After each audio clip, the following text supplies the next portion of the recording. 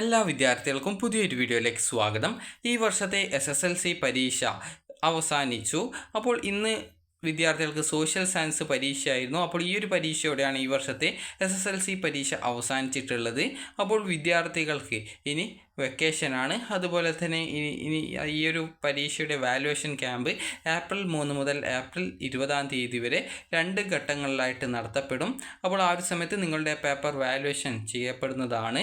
അപ്പോൾ വിദ്യാർത്ഥികളുടെ result May 2-ാം വാരം, അതായത് ഏകദേശം മെയ് 10 അല്ലെങ്കിൽ 15 ആ ഒരു ഡേറ്റിനുള്ളിലാണ് വിദ്യാർത്ഥികളുടെ റിസൾട്ട് വരിക. അതായത് ഇപ്പോൾ പ്രതീക്ഷിക്കുന്ന ഡേറ്റ് എന്ന് പറയുന്നത്. അപ്പോൾ ടാബുലേഷൻ വർക്കുകളും അതുപോലെ വാല്യുവേഷൻ വർക്കുകളും പെട്ടെന്ന് കംപ്ലീറ്റ് ചെയ്യപ്പെടുകയാണെങ്കിൽ നേരത്തെ തന്നെ നിങ്ങളുടെ റിസൾട്ട് വരുന്നതായിരിക്കും. അപ്പോൾ അതുകൊണ്ട് തന്നെ വിദ്യാർത്ഥികൾക്ക് ഈ ഒരു സമയം, അതായത് ഇപ്പോൾ വെക്കേഷൻ ടൈം ആണ്, അതായത് ഇനി വിദ്യാർത്ഥികൾക്കുള്ളത്. അപ്പോൾ ആ ഒരു സമയം വിദ്യാർത്ഥികൾ ഈ ഒരു ഇംഗ്ലീഷ് ഗ്രാമർ പോലുള്ള കാര്യങ്ങളൊക്കെ പഠിക്കാനായിട്ട് ശ്രദ്ധിക്കുക. കാരണം നിങ്ങൾക്ക് പിന്നീട് അത് +1 സമയത്തൊക്കെ, അതായത് +1ൻ്റെ എക്സാം സമയത്തൊക്കെ നിങ്ങൾക്ക് അത് ഉപകാരപ്പെടും, ഗ്രാമറൊക്കെ പഠിച്ചു കഴിഞ്ഞാൽ. അപ്പോൾ അതുകൊണ്ട് തന്നെ നന്നായിട്ട് വിദ്യാർത്ഥികൾ ഈ ഒരു ഗ്രാമർ പോലുള്ള ഭാഗങ്ങളൊക്കെ നന്നായിട്ട്, അതായത് ഇംഗ്ലീഷ് ഗ്രാമറൊക്കെ പഠിക്കാനായിട്ട് ശ്രദ്ധിക്കുക. ഈ ഒരു വെക്കേഷൻ ആ ഒരു രീതിയിൽ ഉപയോഗപ്പെടുത്തുക. അപ്പോൾ വിദ്യാർത്ഥികൾക്ക് ഇന്നത്തെ പരീക്ഷ 80 മാർക്കിലായിരുന്നു. അപ്പോൾ 80 മാർക്കിൽ വിദ്യാർത്ഥികൾക്ക് ജയിക്കാനായിട്ട് വേണ്ടത് 30 മാർക്കാണ്. അതായത് 80 മാർക്കല്ല, ടോട്ടൽ 20 കൂടി ടോട്ടൽ 100 മാർക്കിൽ നിങ്ങൾക്ക് ജയിക്കാനായിട്ട് വേണ്ടത് 30 മാർക്കാണ് ആകെ വേണ്ടത്. അപ്പോൾ ആ ഒരു 30-ൽ 20 മാർക്ക് നിങ്ങൾക്ക് CE കിട്ടുന്നുണ്ടെങ്കിൽ നിങ്ങൾക്ക് 10 മാർക്ക് എഴുത്ത് പരീക്ഷ ലഭിച്ചാൽ നിങ്ങൾ SSLCയിൽ ആ ഒരു സോഷ്യൽ സയൻസ് പരീക്ഷയിൽ പാസ്സാവുന്നതാണ്. അപ്പോൾ 20 മാർക്കാണ് CE മാർക്ക് ഈ ഒരു പരീക്ഷയ്ക്ക്, അതായത് സോഷ്യൽ സയൻസ് പരീക്ഷയ്ക്കുള്ളത്. അതുപോലെ തന്നെ 80 മാർക്കാണ് എഴുത്ത് പരീക്ഷയുള്ളത്. അപ്പോൾ ടോട്ടൽ 100 മാർക്കിൽ നിങ്ങൾക്ക് 30 മാർക്കാണ് ജയിക്കാനായിട്ട് വേണ്ടത്. അതായത് നിങ്ങൾക്കിപ്പോൾ 20 മാർക്ക് CE കിട്ടുന്നുണ്ടെങ്കിൽ 10 മാർക്കാണ് നിങ്ങൾ എഴുത്ത് പരീക്ഷയിൽ, അതായത് ഇന്ന് എഴുതിയിട്ടുള്ള പരീക്ഷയിൽ നിങ്ങൾക്ക് കിട്ടേണ്ടത്. ഇനി വിദ്യാർത്ഥികൾക്ക് A+ ലഭിക്കാനായിട്ട് എത്ര മാർക്കാണ് വിദ്യാർത്ഥികൾ നേടേണ്ടത് എന്നുള്ള കാര്യം കൂടി നോക്കാം. അപ്പോൾ വിദ്യാർത്ഥികൾക്ക് A+ ഗ്രേഡ് കിട്ടണം എന്നുണ്ടെങ്കിൽ നിങ്ങൾ സോഷ്യൽ സയൻസ് പരീക്ഷയിൽ 100-ൽ 90 മുതൽ 100 വരെ മാർക്ക് വാങ്ങിക്കേണ്ടത് നിർബന്ധമാണ്. അതായത് CE ഉൾപ്പെടെയാണ്. അതായത് 80 മാർക്ക് എഴുത്ത് പരീക്ഷ ഇന്നത്തെ പരീക്ഷ.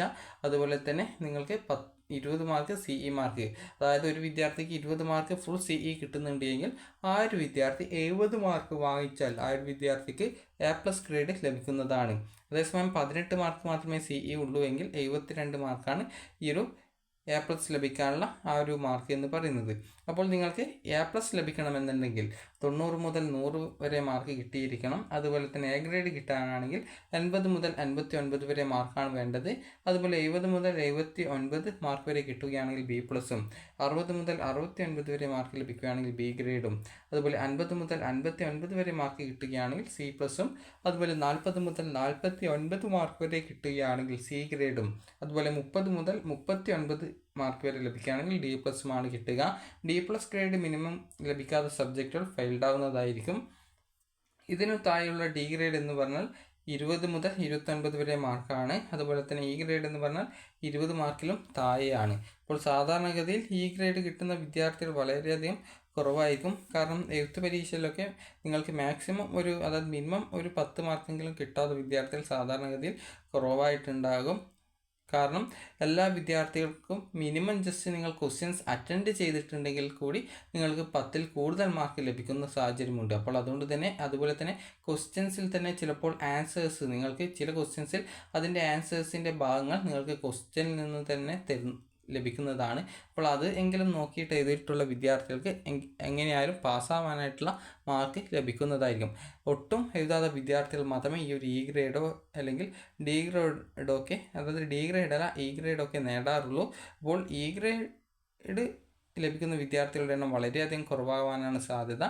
അതുപോലെ നിങ്ങൾ മിനിമം ഒരു D+ ഗ്രേഡെങ്കിലും നേടണം. അതായത് 30 മാർക്കോ അല്ലെങ്കിൽ 30 മുതൽ 39 വരെ മാർക്ക് ആ ഒരു റേഞ്ചിൽ കിട്ടിയാലാണ് D+ ഗ്രേഡ് കിട്ടുക. D+ ഗ്രേഡ് ലഭിച്ചാലാണ് വിദ്യാർത്ഥികൾ ജയിക്കുക. അതല്ലെങ്കിൽ അതിൽ കൂടുതൽ ലഭിച്ചാലാണ് നിങ്ങൾക്ക് കൂടുതൽ ഗ്രേഡ് ലഭിക്കുന്നത്. അപ്പോൾ അതുകൊണ്ട് തന്നെ എല്ലാ വിദ്യാർത്ഥികളും ഒട്ടും ടെൻഷൻ അടിക്കുകയോ പേടിക്കുകയോ ചെയ്യേണ്ട ആവശ്യമില്ല. ഏതായാലും നിങ്ങളുടെ പരീക്ഷയൊക്കെ അവസാനിച്ചു കഴിഞ്ഞു. അപ്പോൾ ഇനി വിദ്യാർത്ഥികൾ വീട്ടിൽ വെറുതെ ഇരിക്കുന്നതിന് പകരം നിങ്ങൾ ജസ്റ്റ് ഇംഗ്ലീഷ് ഗ്രാമേഴ്സ് പോലുള്ള കാര്യങ്ങളൊക്കെ നോക്കാനായിട്ട് ശ്രദ്ധിക്കുക. അപ്പോൾ എല്ലാ വിദ്യാർത്ഥികൾക്കും വിജയാശംസകൾ നേരുന്നു. അപ്പോൾ നിങ്ങളുടെ റിസൾട്ട് മെയ് 2-ാം വാരത്തോടെ അറിയാൻ സാധിക്കുന്നതാണ്. അപ്പോൾ +1 പ്രവേശനവുമായി ബന്ധപ്പെട്ടുള്ള വീഡിയോകൾ ഉടൻ ചാനൽ അപ്ലോഡ് ചെയ്യുന്നതായിരിക്കും. അപ്പോൾ ആ ഒരു ഘട്ടത്തിൽ നിങ്ങൾക്ക് എങ്ങനെയാണ് +1 അഡ്മിഷൻ നേടുന്നത് എന്നുള്ളത് സംബന്ധിച്ചുള്ള ഡീറ്റെയിൽസുകൾ അറിയാനായിട്ട് സാധിക്കുന്നതാണ്. അപ്പോൾ വിദ്യാർത്ഥികൾക്ക് ഈ ഒരു വീഡിയോ ഉപകാരപ്രദമായിട്ടുണ്ടെങ്കിൽ ലൈക്ക് ചെയ്യുക, ഷെയർ ചെയ്യുക. Thank you for watching.